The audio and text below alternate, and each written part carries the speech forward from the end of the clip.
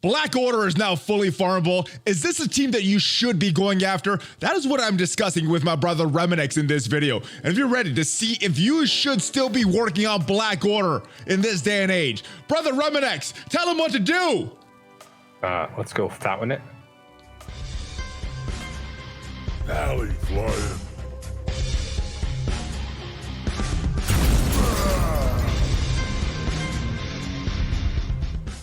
Woo! Hello. What is up, Valley Maniacs? I am ValleyFlyin. I hope you are having a great day, and I hope you're ready to discuss the Black Order, which was once the most powerful meta team in all of Marvel Strike Force, dominant in arena offense, dominant arena defense, dominant war offense, war defense rates. Everywhere you look, Black Order was dominant, and the question is, should you still be going after them? The meta has shifted. And if this is your first time here, guys, make sure you hit that subscribe button for more great Marvel Strike Force content and future Revolution content. Hit that notification bell as well. But I am joined by my brother Remanx. He knows a lot more about this team than I do. Does a lot more testing on this team and other teams. So, brother Remanx, how are you, my friend? What's up, Valley? I just doing well, man. It's funny because you know, I think this was a really good topic because with Infinity Watch out, did they effectively cancel, you know, Black Order? And I think that comes down to like a few different like check marks here. And I think we were talking a little bit about before the video, so I think it's interesting to see the take from the community and you too. All right, so I was thinking we'd do this. One of us play for the Black Order, one of us play against the Black Order. So do you want to be pro Black Order, or do you want to be anti Black Order? Just for the sake of this video, so we could have some kind of discussion here. I'll go pro Black Order. Okay, I'm gonna go against Black Order. So first off, I did not notice that they were farmable. You sent me this screenshot earlier. Call was in your war store, and I guess you said there was an announcement. I missed the announcement. I didn't see where this was announced. I was looking at the blog post, hit the Control F on like the past 5 or 6 blog posts. Didn't see anything about Call. I didn't see in-game mail unless I missed it. Where was this announced? Where was he announced that he's going to the war store? I think it was when Kestrel was announced as the premium exclusive. They said Cole was making a permanent residence in the war store. Okay. So I guess I missed that part. But yeah, he is there. So that means all of the Black Order is farmable except for one, the legendary character. So I guess let's talk about him first. Let's talk about Maw. Is Maw necessary right now? And I guess my argument is you could farm Maw. Maw is necessary. But what are your thoughts on Maw? So we'll start this. So the question is, that most of them are available. So to get Maw, you have to check off this box, right? Can you get Asgardians and Hela? Check, right? You have to. So that's step one. Step two is for the Black Bolt. Yeah, and Black Bolt, check, right? Because in order to get Black Bolt, you're gonna need that Asgardian team, and Asgardian, with the exception of Hela, isn't doing much for you these days, right? Yeah. So still, I mean, I still think that Black Bolt is effective in a lot of different counters versus, the Infinity Watch, some of the Infinity Watch counters, but more importantly, Heroes for Hire. He's been a flex character, so he isn't going away anytime soon. His ability to kind of burp people out of existence is still pretty relevant. If you haven't faced him in the mutant nodes of Doom 1.1, you're missing the excitement. That being said, if you can do that, I think Maw is still relevant. I think he's still probably the top Mystic choice for Dark Dimension 4. And still probably in your, top 5 or 6 characters for the Doom 1.1 raid, being able to apply offense down, defense up, the drain. And this team is still good enough to beat like Doom-based hybrids. And so we can't forget about that. Okay, so and you're talking war of a defense, maybe like Uncanny Doom or Brotherhood Doom. This team can punch. I've punched down. Are they able to punch up or punch across on any of these teams? I haven't tried it personally. It's not an easy play. A lot of them lean into the fact that they're trying to give that either extra energy to Doom or to remove the slows on them. But the idea is between the fact that if you have a high enough Black Order, specifically Thanos, Proxima, and Corvus, you could kill Doom before he effectively gets a turn. But more importantly, you have the turn rewind and the slow from Proxima, and you have the drain and slow with the turn rewind from Maw. Those are two really good like good components. So I think they're probably a top 3 war offense team. Okay. Maybe you're seeing them more on war defense as people are starting to flex them out, and they're still, they're still a force to be reckoned with. Okay, so I agree with that. I think there are a very strong team on war offense. My argument against them, I guess, because I'm taking the against side, is can you spend your resources more effectively now for some other teams, maybe 2 or 3 teams? Because we were talking, and one of the and you kind of made this point for me. This team is very T4 intensive. You need a lot of T4s. Are those T4s better spent on another team? And now I think we both agree Maw is pretty necessary, and I'm still using THANOS. I think both of those are pretty necessary. I don't know if you need Cull. I don't know if you need Proxima. I don't know if you need Corvus at any point nowadays, unless you're going for this full team. So where would you use this team? Because this team kind of fell off for me in Arena with Infinity Watch. Heroes for Hire kind of killed this team. But even before that, Kestrel and Silver Surfer kind of ended their dominance in Arena. So what would you use this team for other than maybe a war offense counter? What do you need this team for nowadays? So I guess it depends on where you're starting in the game. Because right now, Infinity Watch isn't available, with the exception of Gamora and Nebula, who is just recently farmable. You're talking about Phyla-Vell and Moondragon probably being 2 of the featured characters that are only available via offers. So if you showed up in the past, 6-7 months and started playing this game, you can probably be in your arena shard and maybe Black Order has some relevance to you. But you can't negate the fact that war is such an important part of what we do. And I think ignoring especially good war offense teams is a mistake when you're playing it. And even though they're probably 2200 to 2400 T4s to get them fully functional, I think they can operate on a little bit of a I say a budget. These war offense teams sometimes have a lot of cost to them, but you're talking probably anywhere between 12 and 1600 to kind of make that like their budget build, which I ran for quite a bit of time myself, just trying to justify the investment I made initially with the team.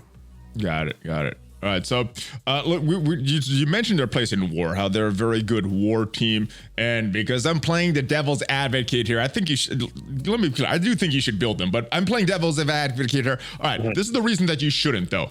X Factor is better than them. You could spend your T4s building up this team. Shadowland is better than them on war offense. Infinity Watch, obviously. And then there's some hybrid teams with Kestrel, Silver Surfer. I think your T4s, your resources, your training mats, your gold, it's going to go a little further in these teams if we're just talking about war. Maybe is this the number 5 war offense team? Where do you have them ranked? And are some of these teams higher than them a better use of your resources, even if you're starting off? So I think they're probably about a 2 or a 3. 2 or 3, okay. For war offense, I think, you could still punch down greatly into Heroes for Hire. While they don't have as many teams they can counter as they used to, I do think the fact that, specifically the teams that you're seeing from Mercenaries down to, any team with Phoenix because of the hero controllers, potentially, Axemen because of the 2 hero controllers on that team. There are a number of teams that they can successfully just conquer. And I really feel that, I think at the end we'll probably sum it up, but I think there's like a little checklist that we'll talk about at the end that I think will probably determine whether or not it's viable for you as the player. Okay, well, let's actually go to that now. What are some things that people should be going over? Because I think we could continue this a while, and I guess it's where your alliance is as far as war, what kind of teams you're having to counter, what you need to be able to counter as far as war. You might not be seeing some of these larger teams, and you might have some solutions for already. So what would you say is your checklist for new player, mid-game players that don't have a Black Order already built? What do they need to look for before deciding if they should or should not build their Black Order? So the idea is investing in Hela and the rest of the Asgardians, specifically just from the fact of, using war credits for specifically Sif, having access to the Hela node. Those are 2 boxes that you have to that's a box. And then box number 1 is Asgardian check, right? Can you justify Sif and Hela? Can you get access to Hela? That's like checkbox number 1. Okay. So the Asgardians to get Black Bolt. Just for the Maw unlock. If they have Black Bolt, let's say they've done that part already. They already have Black Bolt. Should players be going for Black Order? Yeah, Maw is such an important character. I think, like I said, because his kit is kind of built to last, a lot of what he does from the drain and the slow and the offense down and defense up, I think that he is potentially one of those characters, kind of like Phoenix, that, you know, Dark Dimension 5 will probably see him shine again. And, you know, unless they specifically find a way to, I don't know, eliminate him and his usefulness, which, you know, don't put anything past our cruel overlords. Let's just be very clear that I feel like this team is something that you'll miss out on too many components. Do you have to go as heavy? I mean, they're still a great team, but I think those are the three check boxes. As Guardians, Black Bolt, you know, will you make use of Maw in your Mystic nodes in Doom 1.0? If you're doing Doom 1.1 right now, maybe you're probably saying, oh, I can use somebody else instead of Maw, but I think most of us there are still using him in some capacity. Okay, now, so I think that is pretty proper. If you have Black Bolt, even if you're not going to build this full Infinity or Black Order team, you need Maw. Maw is very important. THANOS, I think, is very important. I use them on a daily basis.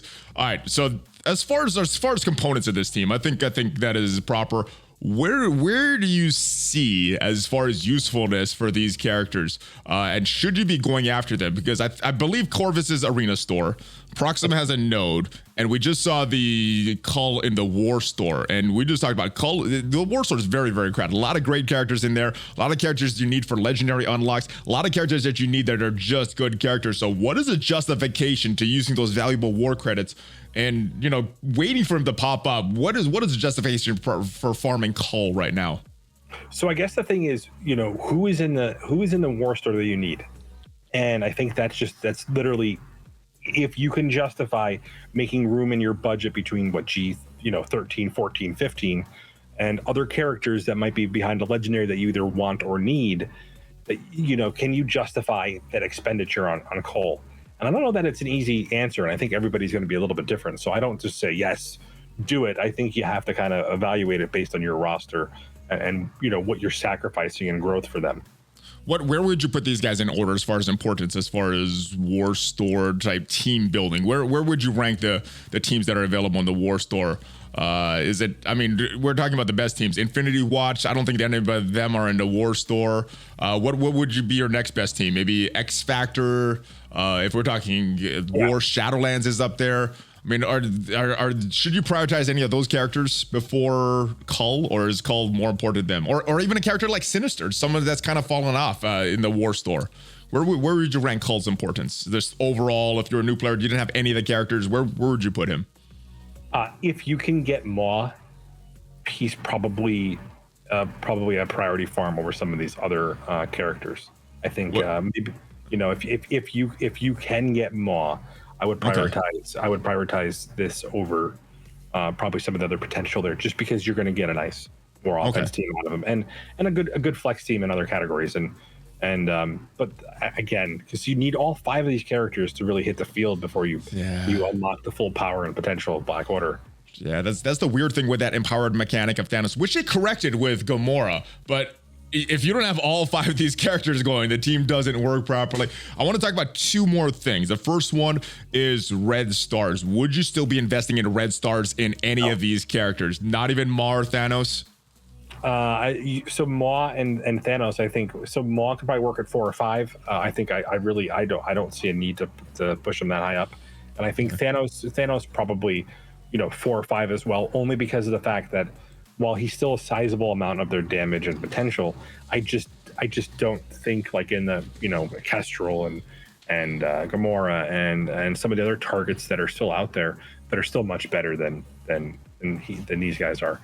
Again, once you hit Doom Raid and you can evaluate what your THANOS is doing for you, I think it's a personal decision you make on the spot if you need THANOS to be Meteor to absorb a lot more of that damage. I just don't think that it should be a decision that you make based on, you know, my recommendation. I think you should feel out your own roster.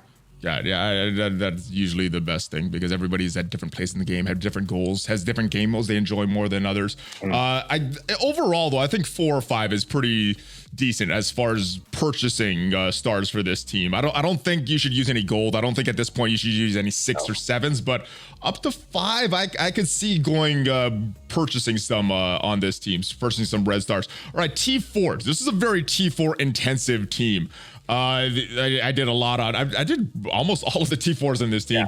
Yeah. What would you say is necessary ones? Because as we're using a lot of these teams, for me personally, I tend to go overboard with the T4s. Even some unnecessary ones. If I'm using that character a lot, I'm just gonna put them in. So, are there any necessary T4s at this point that you're like, all right, if you're building this team, these are the T4s that you have to have in there? What would you say is in your opinion? So without looking at them specifically, there's anyone that gives you a higher percent, like time rewind, so Proxima's ult, Maw's ult. The idea behind that is that's really where they get that edge in controlling the tempo of that. Those are I think probably 2 of the non-negotiables that are really kind of out there. And it's kind of funny because I was just having this conversation that war. And because this is a war offense team, it's still the most valuable mode, and it's definitely the most important thing that we do in Marvel Strike Force. Really, all the T4, like a good portion of our T4 budget, a good portion of our resources and accessibility to some of these new important characters when they're released. For me,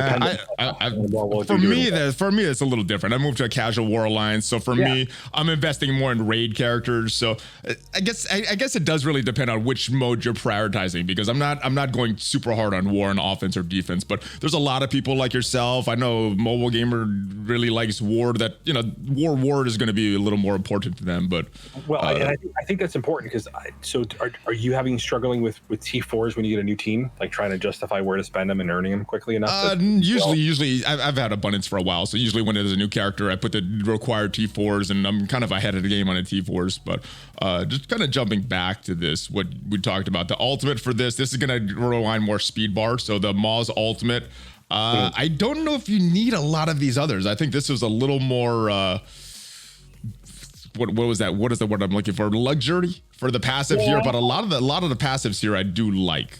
Cull, I think that benefits the entire team, giving the entire team more health, which is good. So I think that's a good T4 still if you're building this full team. You mentioned the ultimate because of the turn meter rewind. I think. Would you still do the basic on Proxima and Corvus? That synergy was very important in the beginning. Is that something that you're still looking to build? Because the basic on both of these was pretty important at one time. Yeah, so I'll tell you, it comes down to 100% what you're using them for to need them to beat, and that comes to because that's the guaranteed assist mechanic on that. Yeah, and so. I definitely think that they're up there, but I don't think that they're necessary anymore because some of the teams that you're going to be using this team against probably you don't need that. It's more important to have that turn rewind, and whatnot. And I think the passive on what Corvus is the bonus damage for the team. Corvus has the damage. She has the focus. Maw has the resistance, so I think you could skip that. And then Cull has the health. So I think a lot of their passes are really good. And then Thanos. Let's talk about Thanos real quick because. I did all the T4s. There was an argument to put all the T4s into Thanos. Is that something you would do, or would you be a little more selective, especially when you're getting into different skills between the normal Thanos and power Thanos? So I still think that when we built him before, he was on that BKT team. You still want a lot of those T4s in, and so that's kind of where he's sitting right now for most people. Outside of war is so there's still justification to move into all those with the energy generation and all of them, the health drain. I think there's still some pretty. The basic was the one that was luxury, but that becomes a lot more important when you bring this team up. When you're using the team, because you're using the basic all the time with Thanos, and it does get. It's not the best T4, but if you're using it all the time, there is reason for that. So. All right, so conclusion here. We went through T4s, usage, the different game modes, red stars. In conclusion, would you still build Black Order today, Remanx? Yeah, I'm still making that recommendation. Again, take a look at your own roster. Maybe it isn't as high up as some of the other new teams if you have access to these characters, but yeah, I would obviously do it. All right, and I was playing the devil's advocate part for the against, but I still would as well. I would still build Black Order. I talked you into it. You talked me into it, Remanx. Thank you. Right, there you go. All right. Yeah. So you've started another channel, right? You want to tell everybody about that? Yeah, so we're going to be launching the Future Revolution channel. You see, I'll be uploading a lot over the next couple of days here. So it's just Remanx Marvel Future Revolution. I'll drop a link for Valley to take a look at. Not a lot of content there right now. We'll do some we'll do some Marvel Future Rev stuff coming soon, as I'm really just digging into that game. And go over there, give it a subscribe anyway, even if there's not a lot of content yet, to help him build his channel. I'm doing the same on my other channel, so check the link for ValleyFlyin 76 and the second Remanx channel will be down below. And we're going to continue to make Future Revolution content down there. Still making Strike Force content in this channel and your main channel, correct? Yeah. Okay. Yeah, we got a big hill to climb this week. Ooh, baby. Yes. All right. Well, we'll talk about the rest in a different video. And I like your shirt, by the way. I'm sure these will come in the comments here. I'm sure people will be like, "Oh, there's another dad joke from Remanx." There it is. Yeah. You gotta like him. You gotta like him. The dads are our audience. All right. Thank you, Remanx. Always a pleasure. Let me know what you guys are gonna do with your Black Order now, and what you would do if you were starting over and you didn't have your Black Order, and if you don't have a Black Order, what if you find it valuable to build it. And hopefully this video was helpful. Whether you decide to build Black Order, decide not to build Black Order, I hope this helps you to make a decision either way. Remanx, always a pleasure, my friend. Thank you guys for watching. Give me that Hulk fist bump, Remanx. Psych. Where is it? Oh, he gave me the psych. ValleyFlyin Remanx out, baby. That's the first time you did that psych, brother. Oh my goodness. I had to save it for one. I mean, we'll definitely have